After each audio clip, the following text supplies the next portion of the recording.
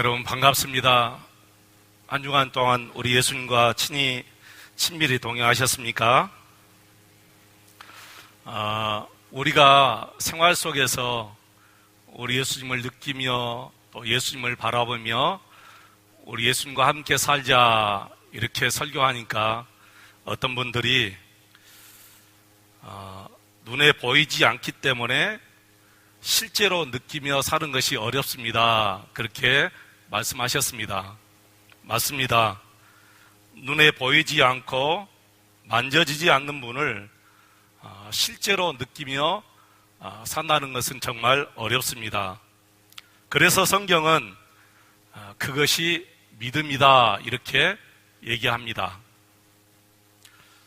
눈에 보이지 않고 만져지지 않는 분을 실제로 실상처럼 느끼며 사는 것이 믿음이라는 것입니다. 여러분, 만약 눈에 보인다면 더 이상 믿음이 필요 없겠지요? 보이는데 뭐가 믿음이 필요하겠습니까? 보이지 않기 때문에 믿음이 필요한 것입니다. 그래서 히브리서 11장 1절에 보시면 믿음은 바라는 것들의 실상이다 이렇게 말씀하셨어요.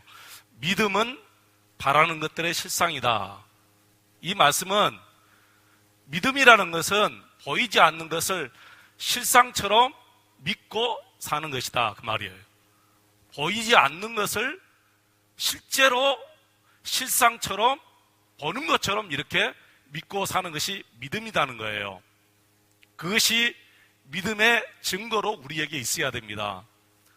여러분의 믿음은 그런 증거가 있습니까?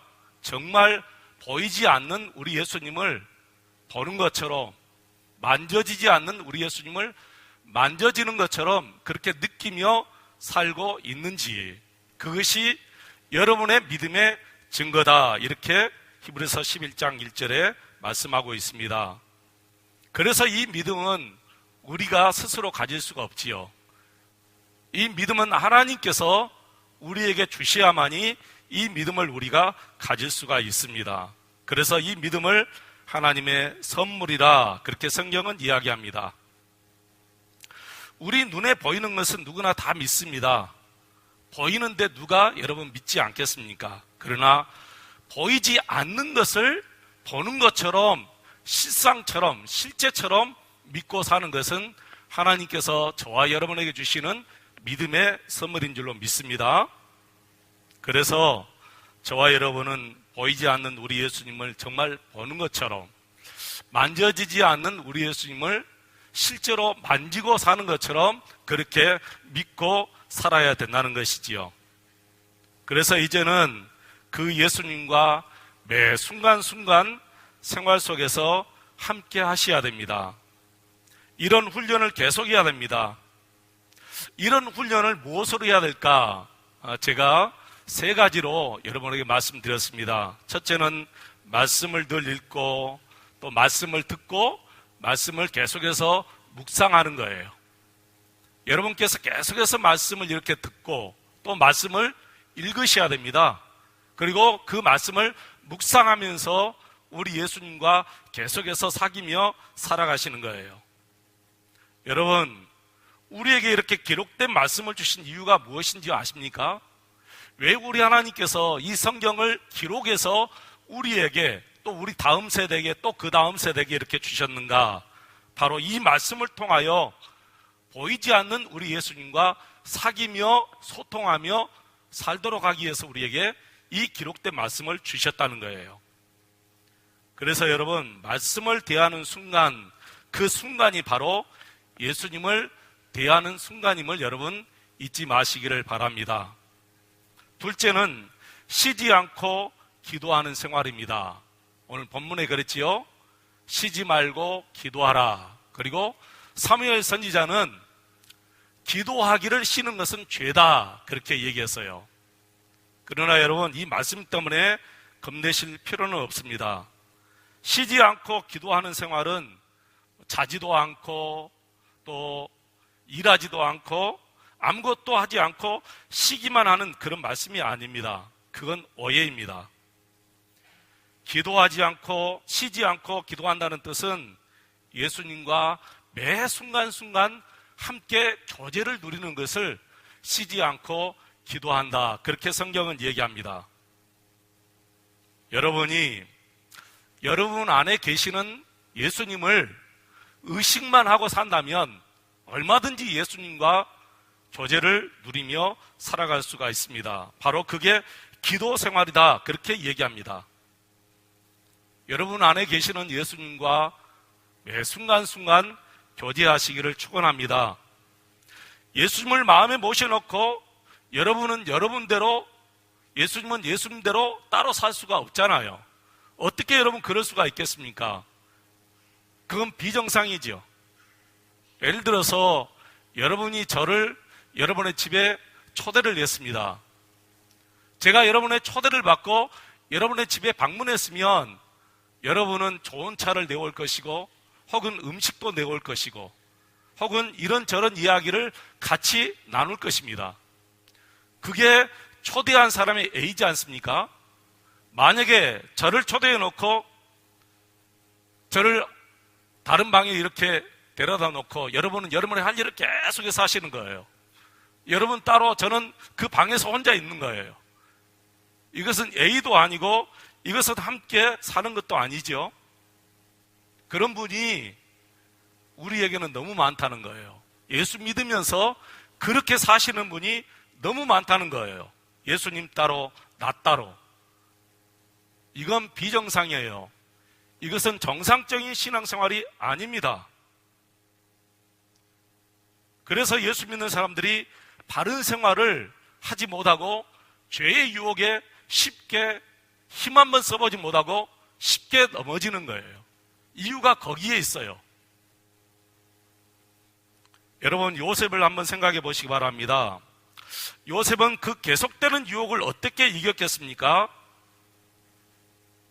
순간순간 하나님과 교제를 했기 때문에 그 죄의 유혹을 이긴 거예요. 여러분, 성경을 보세요. 창세기 39장 2절 말씀을 보세요.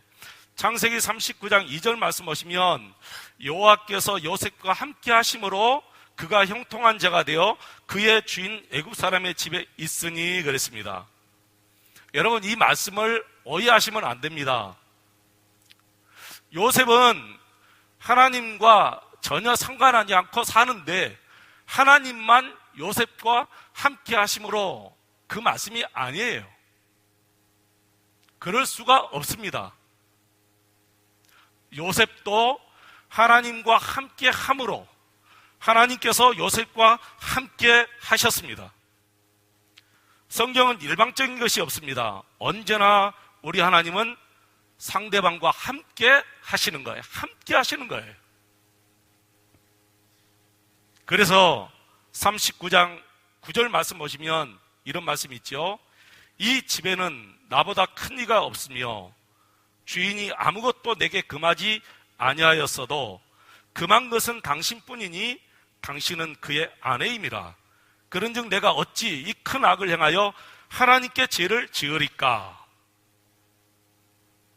하나님께 어찌 내가 이렇게 큰 죄를 짓겠습니까? 여러분, 요셉도 하나님과 함께 했기 때문에 이 유혹 앞에서 이런 말을 할 수 있는 거예요. 나는 하나님 앞에서 이렇게 큰 죄를 지을 수 없습니다.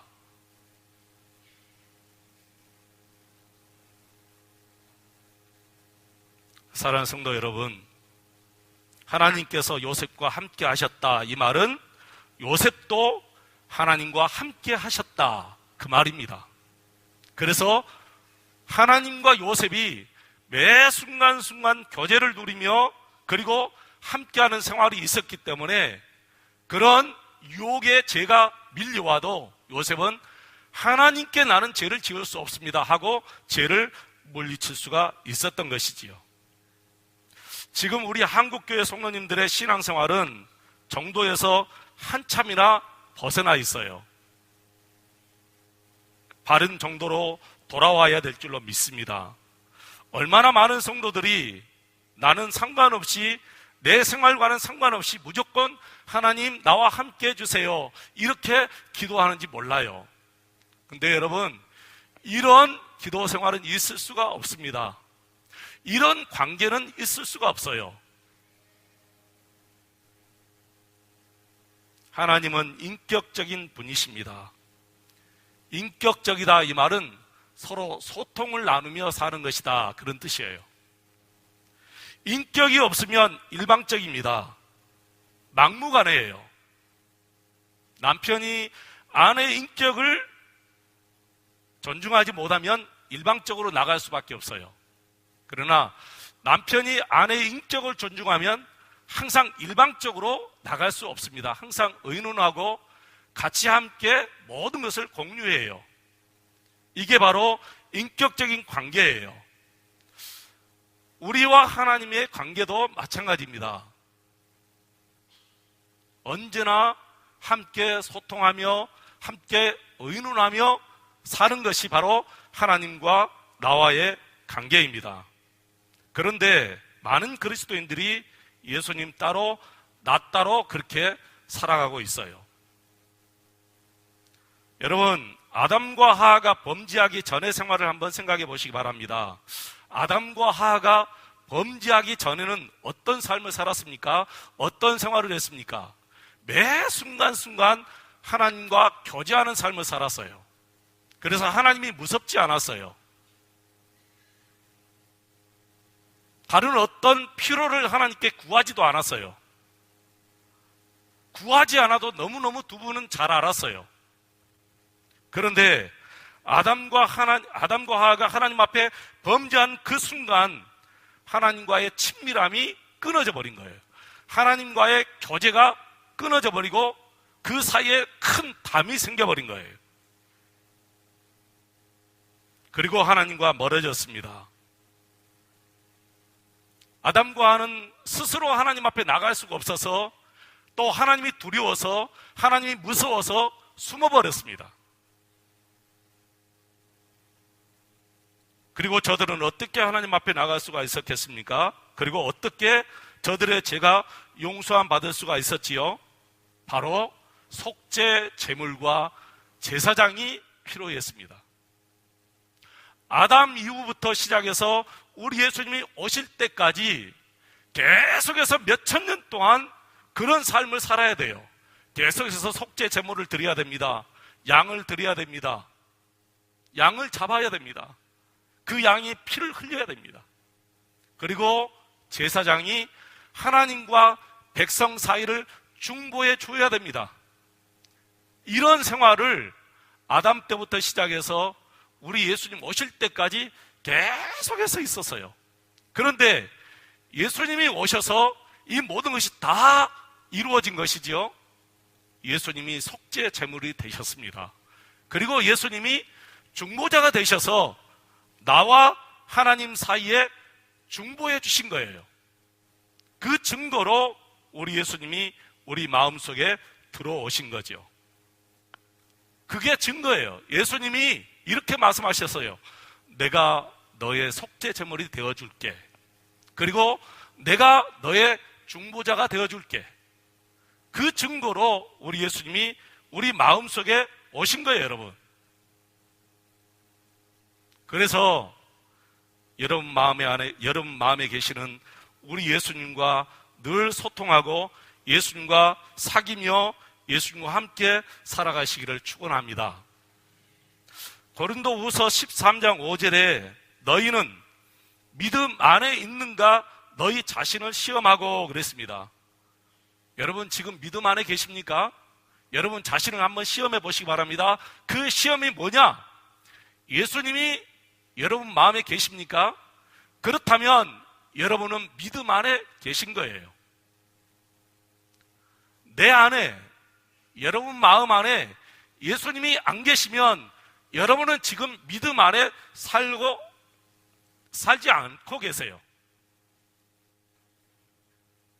어떠십니까, 여러분? 지금 여러분 안에 예수님이 계십니까? 그렇다면 여러분은 지금 믿음 안에 살고 계신다는 거예요. 의심하지 마세요. 혹 실수로 죄를 지었다 할지라도 이걸 의심하면 안 돼요.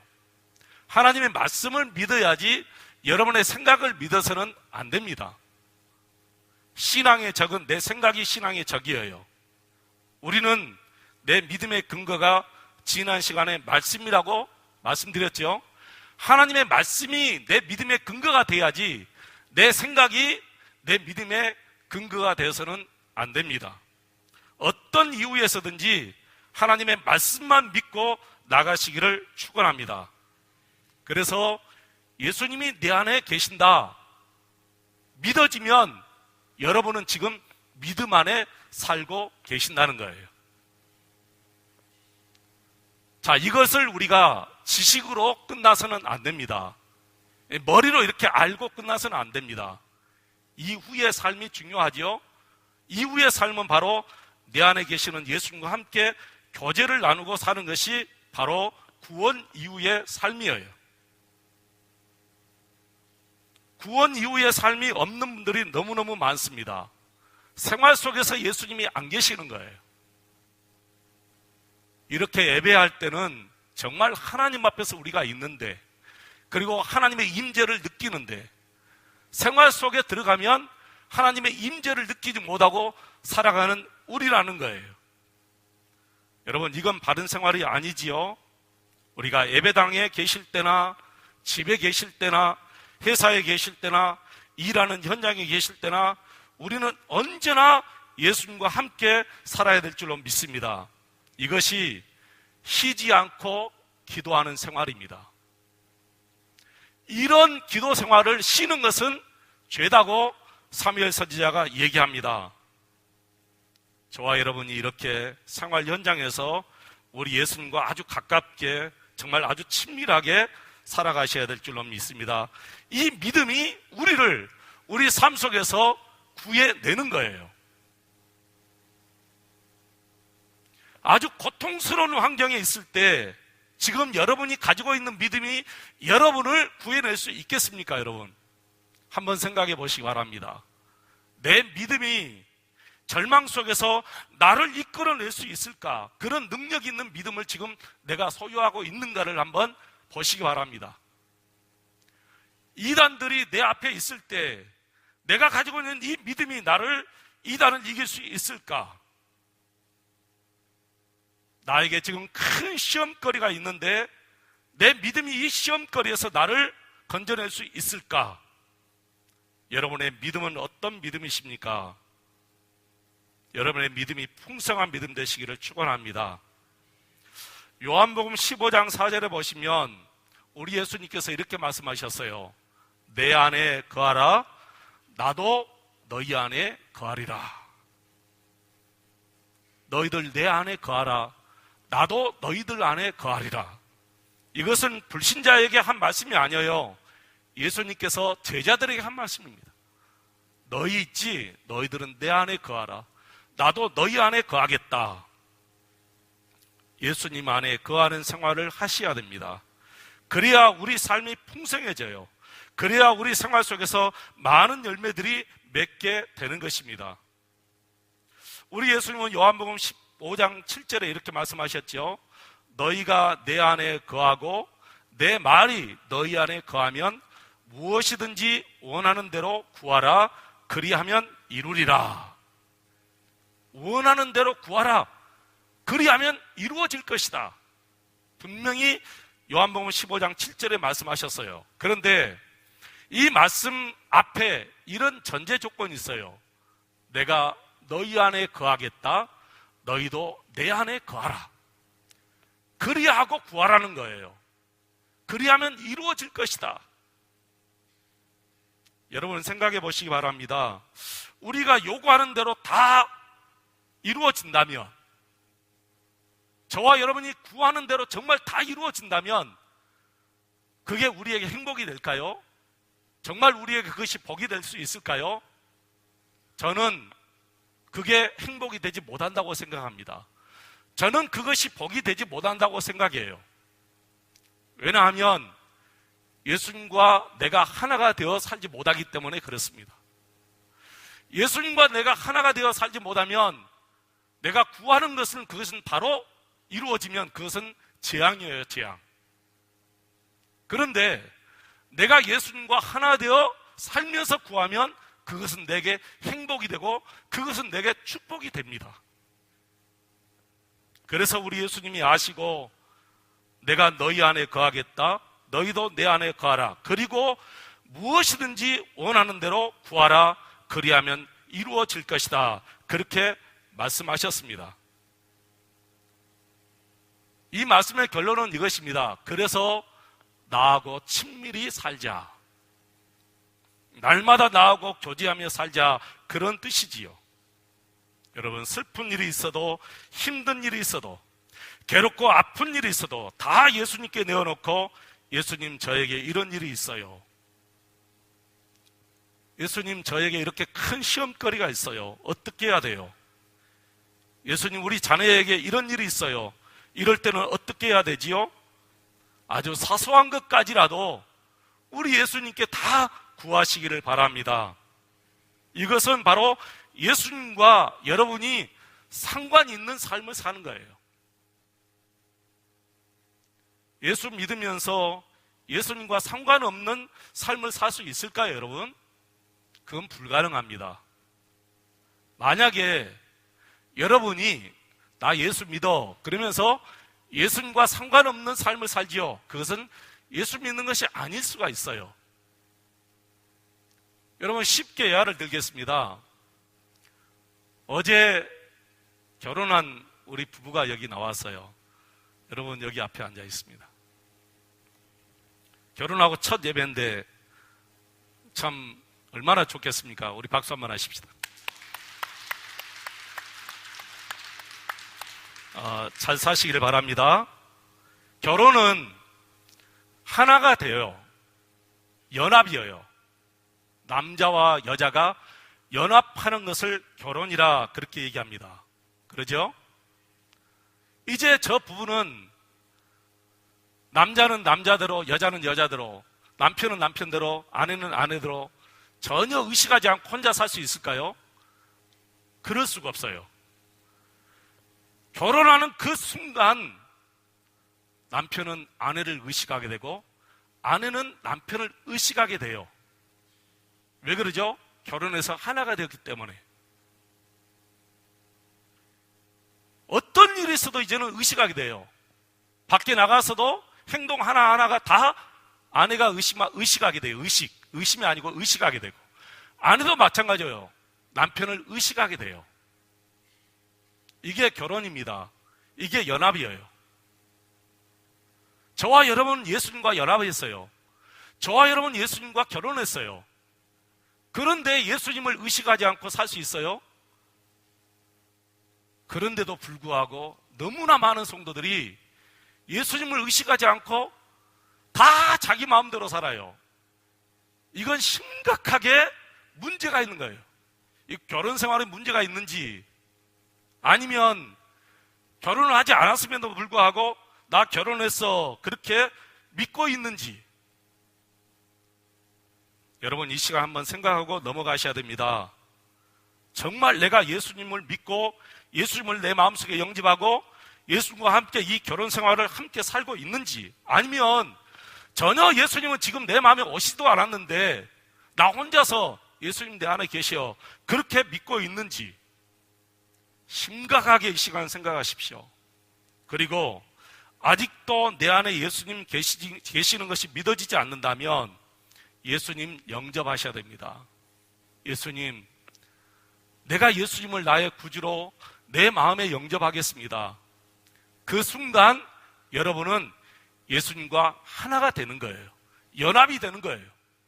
그때부터 여러분은 여러분 따로 살 수 없어요. 매 순간순간 어디에서 무슨 일을 하든지 내 안에 계시는 예수님과 함께 친밀하게 살 수밖에 없습니다. 예수님과 친밀하게 살 수밖에 없어요. 이것이 예수 믿는 생활이에요, 여러분. 그래서 당신 예수 믿어 그러면 나 예수 믿어 그 증거 대봐. 그러면 예수님이 나를 위해서 십자가 달려 죽으시고 부활하시지 않느냐, 그리고 예수님이 내 안에 들어오셨다. 이것이 증거다. 이렇게 자신 있게 여러분 말씀해 줘야 됩니다. 그리고 여러분의 삶을 통해서 그것을 증거로 보여주셔야 돼요. 내 삶을 보아라. 나 예수님과 함께 살고 있지 않느냐. 여러분의 삶을 통해서 내가 예수 믿는 것을 많은 사람들에게 보여줘야 됩니다. 그래서 저는 우리나라의 미래는 교회라고 생각해요. 특별히 우리 어린아이들이 이 대한민국의 미래고 우리 대한민국의 소망은 교회밖에 없습니다, 여러분. 세상의 모든 사람들을 보십시오. 그들에게 대한민국의 미래가 있습니까? 없습니다. 정치하는 분들도, 심지어는 정치하는 분들 중에 예수 믿는 사람들도 예수님과 상관없이 모든 것을 다 해나가요.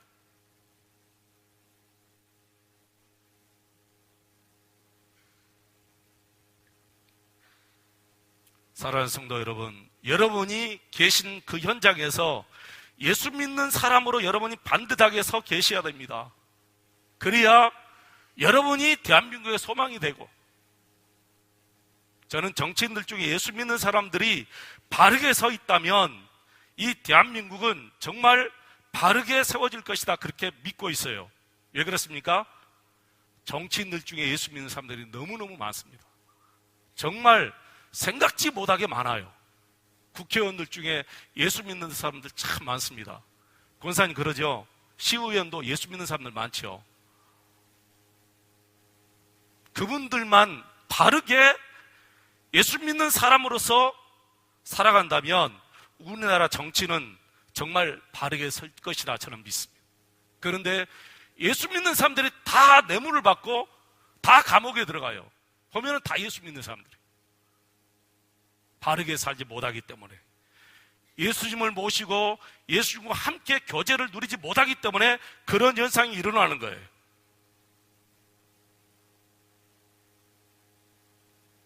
매일매일 삶 속에서 예수님과 교제를 하는 것이 쉬지 않고 기도하는 생활입니다. 이 기도 생활이 이루어지면 나중에는요, 여러 가지 많은 기도를 할 수가 있어요. 혼자서 막 벌떡벌떡 뛰면서도 기도할 수 있는 거예요. 이게 이루어지면 그래요. 이 기도 생활이 매 순간순간 하나님과의 교제가 이루어지잖아요. 그러면 혼자 기도하면서 벌떡벌떡 뛰면서도 기도해요. 심지어는 물구나무 서가면서 기도해요. 제가 처음 구원의 확신을 받고 너무너무 기뻐서 물구나무 서가면서 찬송하고 기도했다니까요. 그것도 부족해서 그 밤에 예배당을 돌면서 기도하고 찬송했어요. 너무 기쁘니까. 그런데 그런 기쁨과 그런 행복이 365일 계속해서 이루어질까요? 그렇지 않아요. 그러면 어떻게 해야 그것이 이루어지느냐? 매 순간순간 예수님과 교제를 나누어야 이루어질 수 있어요. 매 순간순간 예수님과 교제를 나누어야만이 그런 일이 있을 수가 있는 거예요. 히스기야 왕은 너 죽는다 하는 하나님의 음성을 듣고 자기 머리를 벽에다 대고 기도하기 시작했어요. 여러분, 기도 생활은 다양하게 이루어질 수 있습니다. 어떤 분은 막 통성으로 기도하는데 대성통곡하면서 기도하는 사람들도 있어요. 어떤 사람은 옷을 막 찢으면서 기도하는 사람들도 있습니다.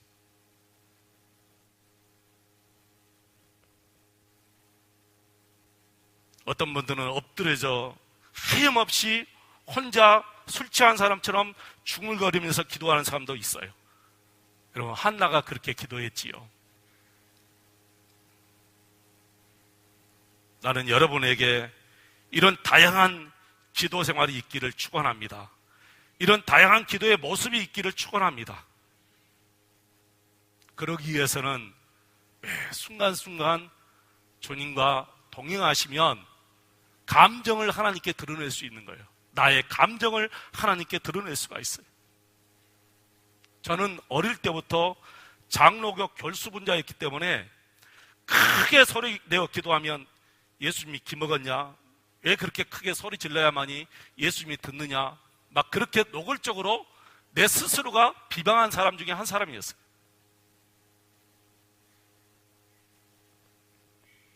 찬송가도 조용히 불러야만이 내 적성에 맞았습니다. 그런데 내가 인격적으로 예수님을 만나고 난 이후에 내 모든 감정을 하나님께 다 드리기로 했습니다. 다윗이 자기의 감정을 하나님께 드렸을 때 자기의 바지가 내려가는 줄도 모르고 하나님 앞에 춤을 추면서 하나님을 찬양했습니다. 여러분이 그렇게 하기를 축원합니다. 이런 다양한 기도 생활이 여러분의 모습 속에서 나와야 될 줄로 믿습니다. 이게 그냥 나오는 게 아니에요. 매 순간순간 주님과 교제를 나누며 살아갈 때 이런 기도 생활도 나올 수가 있습니다. 말씀을 정리하겠습니다. 쉬지 말고 기도하라. 이 말씀에 겁내실 필요 없습니다. 주님과 교제를 나누는 것이 쉬지 않고 기도하는 생활입니다. 기도 쉬는 것은 죄입니다. 목사님, 그럼 나는 지금 죄를 짓고 있습니까? 아닙니다. 매 순간순간 5분씩은 아니어도 여러분 이제 1시간씩은 예수님 생각하면서 살아가시기를 축원합니다. 1시간씩 예수님 생각하면 나중에는 그게 짧아져요. 30분 후에 예수님 생각하게 되고, 그 다음에는 15분 후에 예수님 생각하게 되고, 그 다음에는 5분씩 예수님을 생각하게 되고, 나중에는 매 순간순간 예수님과 함께 사는 삶을 여러분이 누리게 될 줄로 믿습니다. 기도하겠습니다. 하나님 아버지, 감사합니다. 예수님 내 마음에 오셨습니다. 이제는 예수님과 하나가 되었고 예수님과 연합이 되었습니다. 예수님과 따로 살 수 없습니다.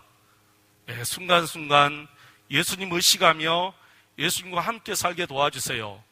슬퍼도 예수님 앞에 슬픔을 다 표현하게 하시고, 기뻐도 예수님 앞에 그 기쁨을 다 표현하게 하시고, 감격스럽고 뛸 듯이 기뻐도 예수님 앞에 그 표현을 다 할 수 있도록 도와주시옵소서. 예수님 이름으로 기도했습니다. 아멘.